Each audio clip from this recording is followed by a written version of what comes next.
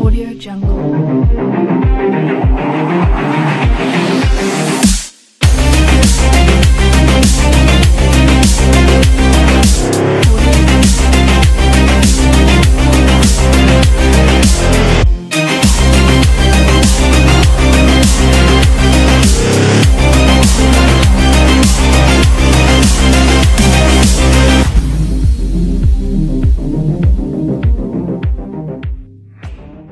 Почитувани гледачи, знаете дека разговараме за емисија, односно разговараме на тема спортот и здравјето, меѓутоа во вечерашна емисија ќе доминира, би рекол, спортот, бидејќи со господинот Крсте Крстев кој е гостин во вечерашна емисија, имаме разговарано на оваа тема, па би се задржале малку повеќе на онаа спортска димензија, бидејќи и спортот сам по себе носи некоја позитивна енергија, некоја нова енергија, го развива тој преварувачки дух и едноставно ги прави луѓето да се подготвени, да се соочуваат потврсто, би рекол, со сите предизвици во животот.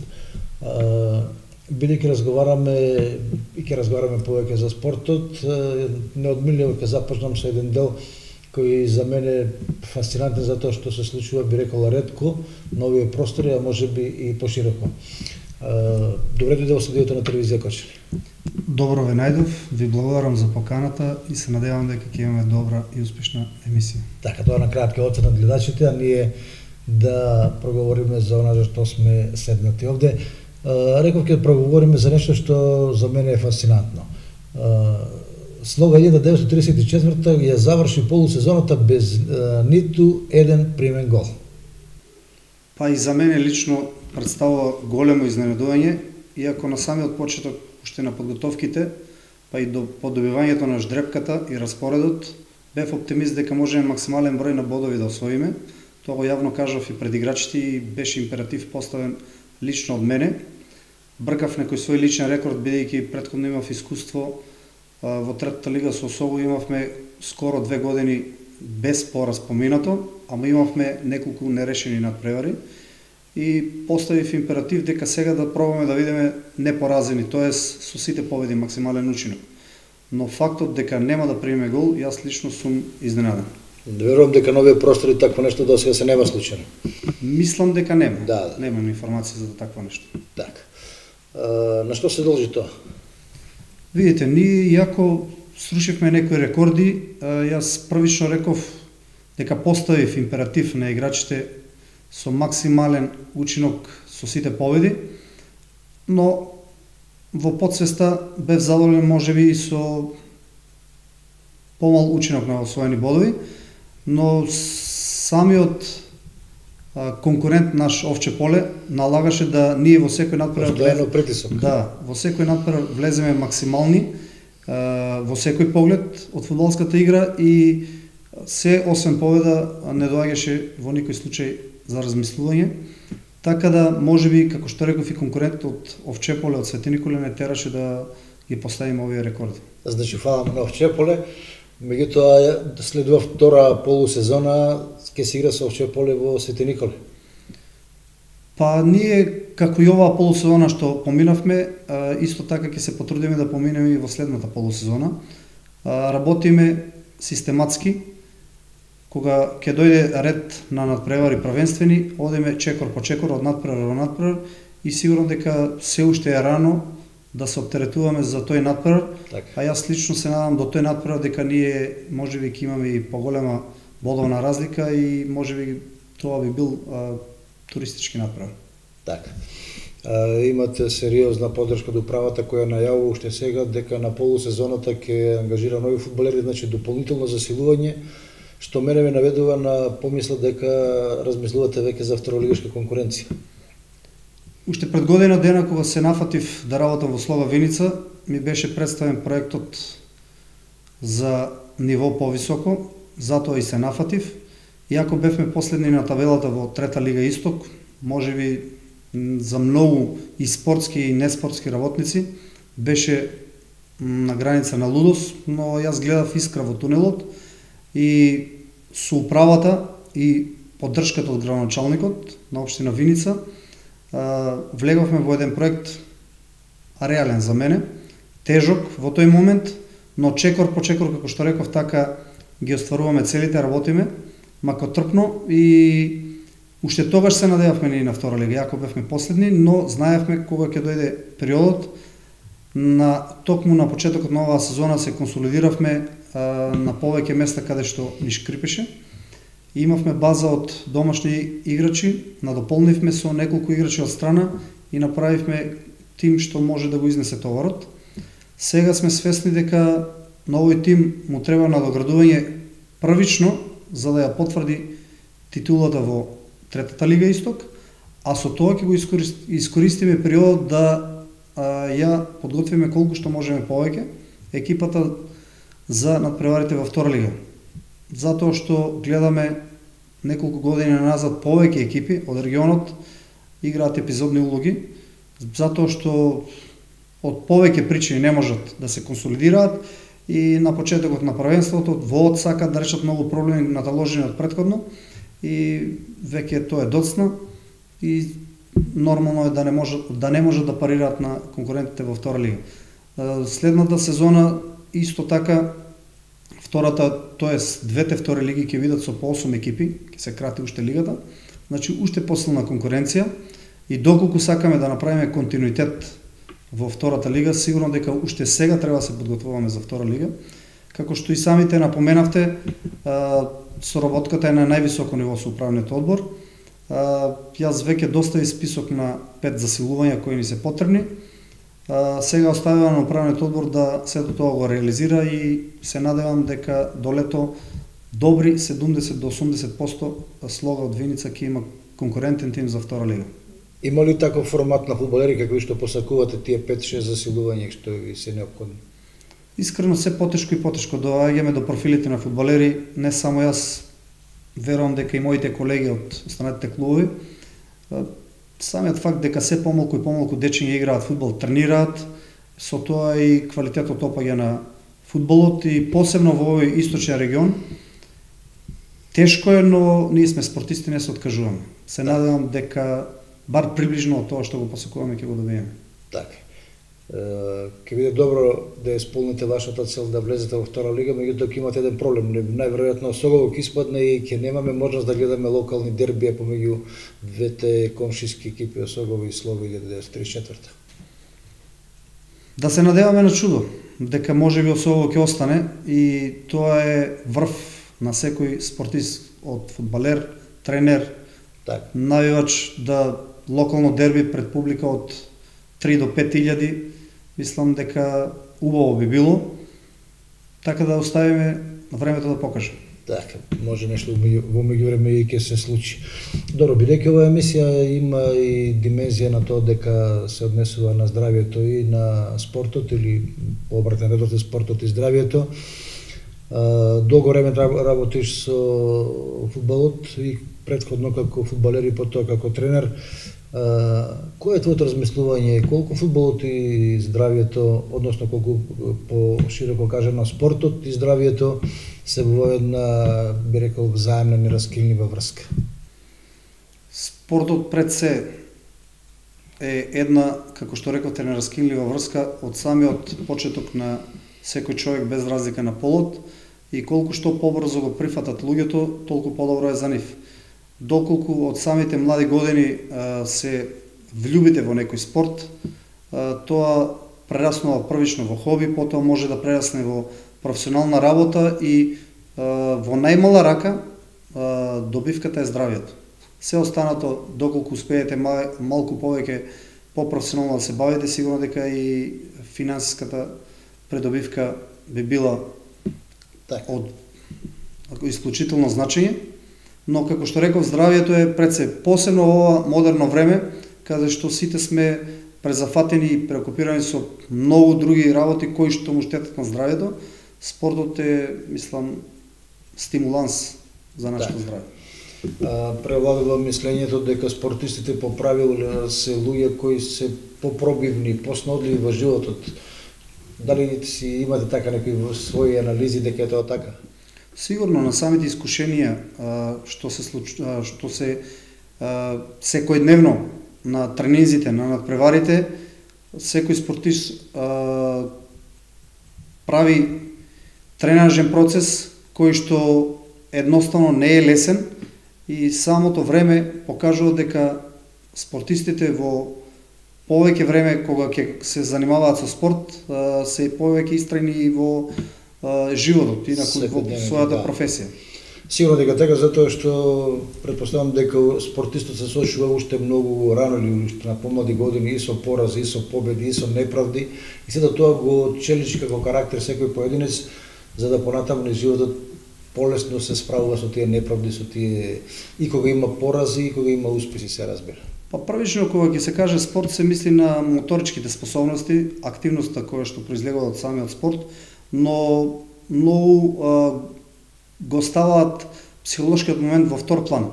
Но јас лично мислам дека тоа оди 50-50, психомоторичките способности од било кој спорт придоаѓаат затоа што во секој спорт има нели надпреварување, само до тоа си тежи на оптеретување психолошко и како што реков, секој спортист сакал или не сакал, тој се надоградува, оптеретува и тоа е придобивката од самиот спорт.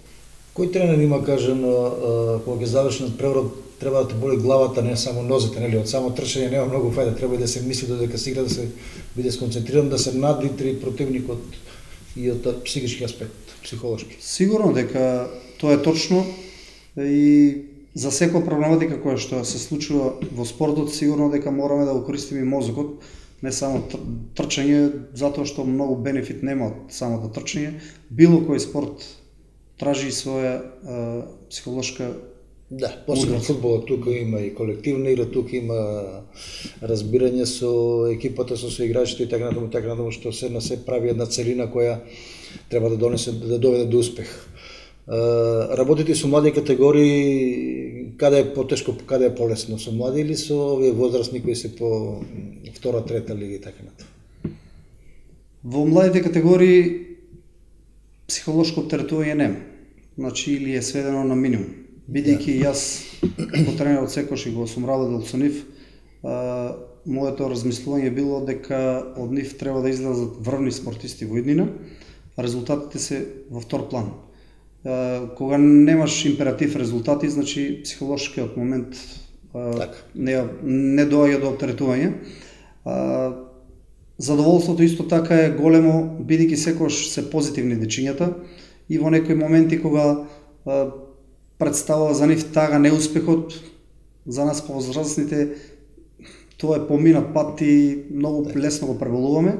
Од друга страна, многу е потешко да се организира како тренинг, така и надпревар со нив. Значи, ако во сениорскиот тим во било кој спорт со една до две реченици можеш визуално да објасниш, додека кај младите мораш тоа и практично по неколку пати да го повторуваш и повторно да нема корис од сето тоа, значи потешко е за работа, организацијски, а инаку задоволството мислам дека е поголемо со млади категории кога се работи.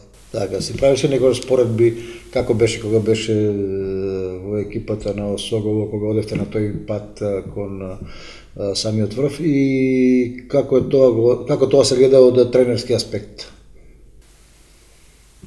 Компарација доколку се направи, сум релативно млад сосема и компарација доколку се направи со оваа екипа и овој клуб на Слога Виница и тогашното Осово, мислам дека тој пат беше многу потежок, од причина бидејќи финансискиот буџет на клубот беше на минимум можеби во таа лига. Да. Бидејќи ние имавме само за основни, а можеби на моменти немавме ни за основни услови. Така. И сето тоа беше во тоа време повеќе од љубов, од самодокажување на сите од играчите и тренерите и некој инат спортски да докажеме. И најжалното од се кога ќе го докажевме тоа, ако се сеќавате и на два пати не ни успеавме. Еднаш беше, значи, мислам на два пати во баражија, потоа и котизација неплатена и сфрлени и така натаму.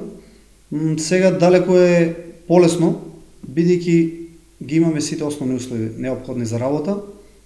Имаме тим кој што секој се занимава само со неговата работа, не само за фудбалерите и тренерите, управниот одбор, и така да Значи организацијски функционирате безпрекорно. организацијски функционираме на можеби над ова ниво што сме сега.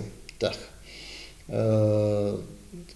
Како да се размислува подолгорочно во фудбалот и во Согово и во Слога воопшто во овој регион, од аспект на тоа дека многу тешко излегуваат млади фудбалери, пред малку на почетокот сами рековте, тешко се доаѓа до готови фудбалери кои така имаат посебно 18-19 години кои веќе можат да конкурираат речеме за прва екипа во ајде не можеби во третолигашка, меѓутоа не во второлигашка, меѓутоа во третолигашка конкуренција да. Тоа е стратегија на самиот клуб и не само стратегија, Не зборувам само за Слога, зборувам генерално за овој источен дел од државата каде што се потешко излегуваат таленти, би рекол. Од моите согледања можеби и грешам. Од самата општествена состојба во државата, истокот знаеме дека се повеќе миграција, е опфатен со миграција и се помалку дечиња има. Значи, како прво и основно, ние немаме квантитет на дечиња. Второ, како што напоменав и претходно, се помалку дечиња играат, тоест тренираат фудбал и од самиот факт, бидејќи ние немаме квантитет во младинските фудбалски школи, многу тешко доаѓа до квалитет. Но доколку, како секој спортист, не се откажеме и не мора да измислиме ние топла вода, да копираме некои стратегии кои што многу успешни клубови ги спровеле и во минатото и во сегашноста, јас мислам дека постои надеж. Исто така, од самиот старт, кога се договаравме со управата на Слога од Виница, се договоривме првична цел ни е сениорскиот тим, но тоа, доколку се насочиме само на сениорскиот тим, нема долго да трае. Бидејќи не ни е целта само да влеземе во втора лига, и претходно кажав неколку пати, се надеваме да останеме повеќе години, иако доколку ни се укаже шанса и да размислуваме и за нешто поголемо. Но сето тоа мора да биде потпрено со младинска фудбалска школа. Тие веќе имаат околу 80 дечиња и пред неколку дена лично со претседателот разговарав, бидејќи сега е втор чекор каде што треба да направиме стратегија во младинската фудбалска школа, како што направивме во сениорскиот тим. Се договоривме да направиме состанок со тренерите од младинската фудбалска школа, да представам мои идеи таму, кои што се надевам да били прифатени, да се вклучам и јас со моето искуство и познавање, да во следниот период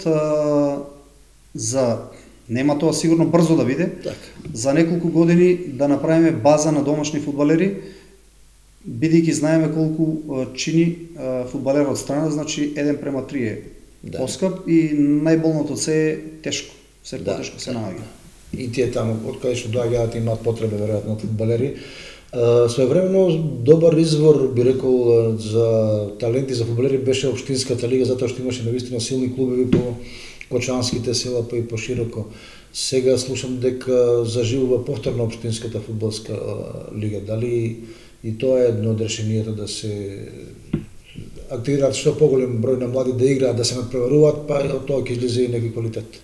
Па за поздравување идејата и реализацијата на општинската лига, бидејќи повеќе години немаше, со самиот факт дека е активирана општинската лига, се активирани и повеќе некои поранешни, некои помлади, тек почетници и сигурно дека можеби, ако не веќе следната сезона, за сезона 2, можеби неколку фудбалери би заиграли на повисоко ниво. Так. Не мора да значи тоа дека само може да биде врвот трета лига, може и втора лига. Така. Освен оно што значи надпреварувачки дух и желба да се стекнат и други придобивки пред од здравствен аспект, колку фудбалот во денешно време дава шанса човек да размислува што по-професионално за да тој профитира, да речеме, во дадена ситуација? Секој фудбалер започнал пред се заради слава, заради докажување, љубов према фудбалот. Финански аспект мислам дека е последно на секој фудбалер во младите години. Потоа, кога веќе доаѓа до некој сениорски тим, тогаш почнува веќе да размислува и на финансиски приход.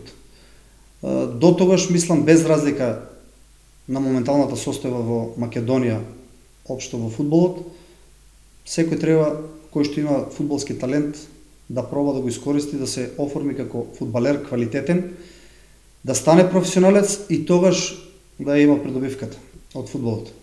Кај нас обично се размислува обратно, јас многу пати тоа сум го спомнувал, ние прво сакаме да потпишеме професионален договор, а потоа да работиме професионално. Тоа го нема никаде. Да. Значи тоа и на западот каде се мокни држави, стандардот е многу повисок, никој не ти дава пари, па после да работиш ти прво мораш да ги одработиш. Да се Па да докажеш, се дава, да знаеш, да докажеш дека вредиш пред се, за да ти биде исплатено. Сигурно така, меѓутоа во последно време имаме примери наши репрезентативци, наши фудбалери од овие простори, не од Кочански, од простори на Македонија, веќе не пробиваат во Европа и дури сите спортски вести појдуваат по таа линија. Нашиот, да речеме, фудбалер во тој тим или во таа екипа стигнал во групна фаза во Европска унија и така натаму, што исто така е еден пример дека ништо не е недостижно. Ние сме мала земја и било кој успех на фудбалер представува големо задоволство и подстрек не само за фудбалерите, и за тренерите, и за навивачите, еден стимуланс дека може да успее оваа држава. И со самите резултати на репрезентацијата во последно време, каде што еве имаме можност преку овие баражи, најпрви со Косово, па потоа со другиот финалист, да избориме пласман, што тоа би било сон за секој македонец. Верувате ли дека тоа можеме да го постигнеме како репрезентација во овој момент со овие фудбалери кои ги имаме, затоа што навистина имаме талентирана генерација? Тоа сите го гледам дека можеби ова е најдобрата репрезентација откако постои државата Македонија. Да. Сигурно дека Косово е фаворит, бидејќи имаат многу играчи натурализирани, да, но јас како спортист шансите по мене се 50-50. Ке одлучуваат нијанси моменти. Нијанси и мислам дека императивот фаворит на Косово можеби ќе биде додатно оптеретување со, како што многу пати имам спомнато, со ладни глави, со врело срце. Мислам дека ние можеме не само Косово и следниот финалист кој да биде, да го поминеме и едноставно оваа нација да се израдува и од фудбалот, не само од ракометот, кошарката и од другите спорти. Обично повеќе се нервираат кога се зарадува, меѓутоа да се надеваме дека ќе има повеќе причини за радост. Да се вратиме ние пак на овде на локално ниво. Во Кочан и овој поширок регион екзистираат неколку фудбалски школи. Каков е нивниот придонес од ваш аспект, стручен, во делот на фудбалот, во пошироки рамки и подолгорочно гледано? Секоја школа што обстојува во ова време е за поздрување, бидејќи е многу тешко да обстои една фудбалска школа. Сите, скоро сите, функционираат на самофинансирање. Со самото тоа се отежнува нивната работа, бидејќи имаат доста расходи, но дали од други места, од спонзорства и ред други работи и своји мотивации си наоѓаат, едноставно обстојат. Во последно време гледам дека веќе и бележат некои резултати, значи се јазот меѓу врвните екипи од централниот дел на државата и овој источниот имаше огромен јаз, сега веќе се приближуваат, не дека доминираат нашите, но повеќе екипи гледам веќе и на резултат дека се приближно како нив, што радува фактот, очигледно дека се работи добро и да се надеваме, како што и во минатото имаше испади на наши екипи да и освојуваат по некои пехари и медали. Така. Некако е останато од подамнешни времења дека фудбалот е за наши прилики груба игра, дека има многу, да речеме, груби стартови, дека има многу повреди. Меѓутоа во последно време се добива впечаток како судиите се повеќе да ги штитат фудбалерите, барем на европско ниво, а тоа се пресликува и овде затоа што сме сведоци на се поквалитетно и поквалитетно судење. Колку фудбалот може сега во денешно време да се каже дека е опасен спорт? Од тој аспект на повреди. Во минатото компарација ќе направам со ова локално ниво, кога ќе се кажеше трета лига, значи машка, груба и убиствена игра. Сега, не само оваа година, неколку години назад во третите лиги можам да кажам дека прашање е во неколку кола дали има црвен карта. Да. Значи, може би самата состојба, како што напоменав неколку пати, немаат некој мотив фудбалерите да изгинат, така речено, на теренот, а додека на она високо светско ниво како што гледаме, мислам дека иницијативата е од самите клубови, од самите спонзори и бизнисмени, бидејќи веќе сумите кои што се вложуваат во еден фудбалер се огромни и замислите една повреда колку би била штета на самиот клуб. Со самото тоа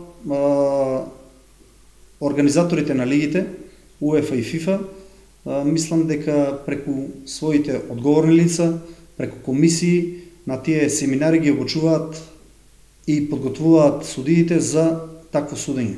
Едноставно да ги штитат фудбалерите, бидејќи тие го даваат финалниот производ за бизнисот кој што во моментот владее со фудбалот. Така, едно такво размислување несомнено наведува на констатацијата дека или на пораката сите оние кои сакаат спорт, нека меѓу другото нека одберат фудбал, за нас тоа е предност, бидејќи токму кај вас тоа е и примарна определба, и што помасоно да се учествува, да се игра, да се спортува, здравето ќе дојде, а потоа кај некои, кај поединци можеби други бенефити.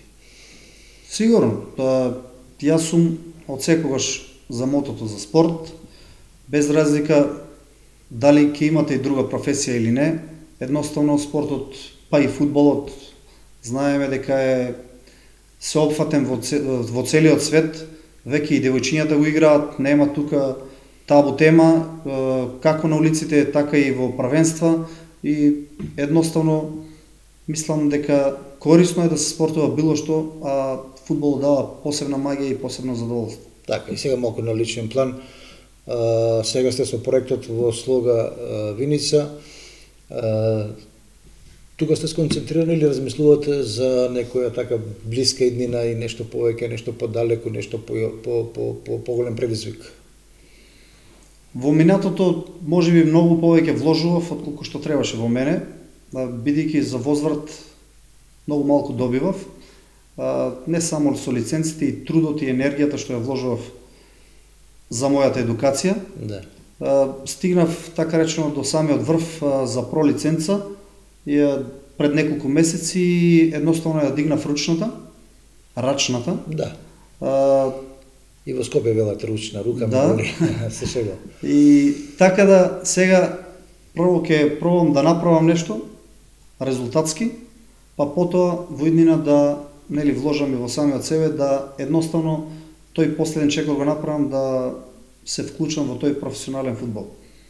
Додека не направам нешто повеќе, бидејќи во последно време се врткаме на ниско ниво, втора испадни, трета влези, не размислувам, само ќе работам, а доколку успеам да направам нешто, тогаш ќе се потрудам да го направам тој последен завршен чекор. Така, ми се чини дека нашите тренери многу тешко излегуваат од просторите на државата, иако имавме примери како Хаджиевски и други кои излегува надвор. Меѓутоа во последно време не гледам некои млади генерации кои така имаат можеби амбиции да, не само амбиции, можеби претпоставам и соодветен квалитет, затоа што верувам дека е голема разликата од она што се работи во Македонија како тренери и она што се работи во најразвиените фудбалски земји. Колку и да го пратиме ние трендот, колку и да сме стручни и квалитетни како тренери, доколку немаме репрезентација добра, доколку немаме клубови успешни во Европа, доколку немаме фудбалери успешни во европски, светски клубови, никој нема да не цени нас како тренери. Нема начин да се потврди. Да, и затоа е тоа што го напоменавте и во минатото, а не гледам многу ни блескави иднина, за многу лесен прогрес на тренерите во Европа. Бидејќи самиот факт дека доаѓаме од Македонија, една држава на многу ниско ниво фудбалски, никој не би ризикувал да остави тренер на подолг временски период да се докажува. И ако имаме пример на човек од македонско потекло кој во Америка сега е селектор на женската репрезентација на Америка, така ми се чини. Да, ама тој верува дека потеклото му е тука, американец. потеклото му е така, знае дека И- тој повеќе американец колку македонец. И Горан Пандев, доколку не отидеше на 16 Да. години во Италија, прашање дали ќе беше толку успешен. Значи, колку порано заменеме надвор и ги добиеме адекватните услови за работа, а при тоа го имаме квалитетот и талентот, многу близко ќе видиме до успех. Вака, многу таленти пропадна во оваа држава, а не само ние, тоа го имаат потврдено еминентни стручаци од светот дека Македонија е една од ретко талентираните спортски нации, Да. а посебно фудбалски. Да. Бидејќи ако ние споредиме со многу големи држави кои што имаат огромен број на жители, Огромен број на клубови, да, фудбалери.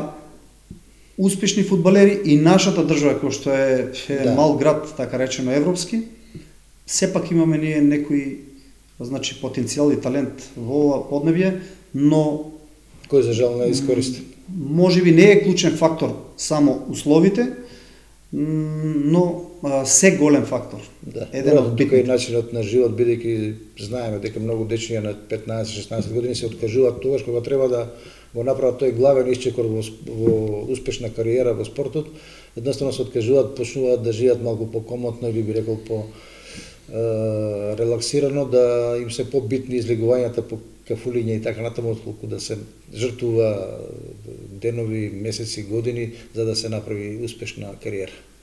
Јас таков пример имав пред неколку месеци во Слога Виница, кога почнавме на почетокот, претежно има во тимот 3 до 4 фудбалери кои се 16-17 години. И гледав потенцијал, ако не е за следната, за следните неколку години да бидат база на Слога Виница. И уште во тој период каде што беа правотимци, бидејќи немаше конкуренција, ми осцилираа како на трензи, така и на превари. Јас се чудев, бидејќи имаа шанса и гледат Да. проект. И секојаш беше образложение школа, работа, кафичи, добиваат некоја дневница што ги задоволува нивните Моментални апетити, потреби, да, а клубот нема можност се до тоа да го задоволи и едноставно се подалеку беа од клубот. Сега кога се појави плюс конкуренција, едноставно се откажа. За да се борат, се разочаруваат. Да. И таа споредба во минатото, бидејќи пред се на фудбалерите, и беше императивот успех. Сега прво сакаат услови, Да. професионални, па тогаш ќе работат. И малку се изместени работите, но секогаш има исклучоци кои што тоа ќе го преживеат, а доколку го преживеат, многу се поблиску до целта, до успехот. Така. Ова може би е и непланирано и неочекувано прашање, меѓутоа може да биде интересно за гледачите. Дали би можеле да составите идеален тим од оние кои фудбалери кои вие ги знаете и паметите на Осогово, така да направиме една, би рекол, мало релаксирачка димензија на овој разговор? Како би го составиле идеалниот тим на Осогово? Од оние што ги знаеме генерацијски наназад, не е битно дали тоа 20, 30, 40 години наназад. 40 не, меѓутоа 20 на 30 години можеме да зборуваме. Или затечени сте, па не може човек да се сети, бидејќи треба старан се размисли. Ни во школа и многу пати сум бил ваш гост и никогаш прашања не сум имал пред време подготвени. Да. Ниту сум барал, но овој пат ова е изненадување прашање за И мене. јас сама се Не би одговорил од причина Да. бидејќи ова е малце поопштена работа, јас И сериозно како- ќе разговараме со имиња, со луѓе, така да како сериозно. дете знам многу генерации на Осово, успешни и успешни фудбалери. Во моето време како тренер и сега како навијач, исто го пратам Осово, сигурно во секоја генерација најмалку 2 до 3 играчи имало квалитетни, супер квалитетни Супер Осово. да. И не би си дал за Да, право да. да издвојам некој, едноставно би Да, некој не прави, некој биде Да. запоставен, некој не може би несоодветно изфаворизиран и така натаму. Така. Да. Мислам дека ќе биде така интересно за гледачите. Мислам за тоа прашање Затоа ќе што треба да ни дадете некоја повеќе друга време, прилика, да, дома, да, да. домашна задача Да. и Ако ќе оставиме, ќе очуваме за друга прилика, најбрзо ќе разговараме Да. и така. Добро, тука некаде можеме да го заокружуваме полека разговорот. Ги проанализиравме накратко состојбите и во фудбалот и воопшто таа врска помеѓу спортот и здравието. И останува онаа порака, секој кој има можност, каде и да е било кој спорт, не мора да е фудбал, може да биде друг спорт, да се определува без размислување, да ги насочува своите дечиња, оние се разбира родителите, да се занимава со спорт? Јас во последно време се гледам повеќе и повеќе луѓе што рекреативно спортуваат со велосипеди, пешачење, што во минатото може би не беше пракса.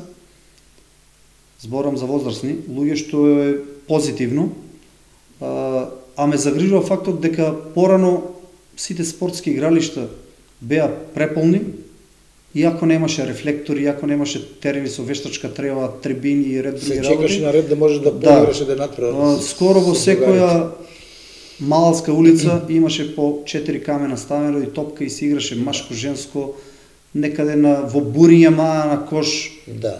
Така да сите сакаат да спортуваат. Сега модерното време направи со целата таа технологија околу нас, преокупирани се дечињата и мислам дека ние со апели тешко дека ги успееме. Најголемиот фактор за децата да видат што повеќе на терените се родителите, самите родители. Колку што повеќе тие се упорни, толку поблиску децата ќе бидат до терен. Зборам од најмалата возраст. Потоа, доколку детето пројави поголем интерес, уште подобро и за самото дете и за родителот. Едноставно, мојата порака и мојот апел не е до дечињата, туку до родителите. Тие да бидат упорни, да нема откажување, можеби некој порано, некој повеќе време и треба, сигурно дека еден или друг спорт ќе навлезе во крвта на детето. Така. И само за крај, колку тие физички напори, да речеме во фудбалот и во другите спортови, може би имаат некоја негативна димензија или во основа, во суштина, тоа е предизвик да се стекнува што повеќе кондиција, да се стекнува што повеќе сила во организмот.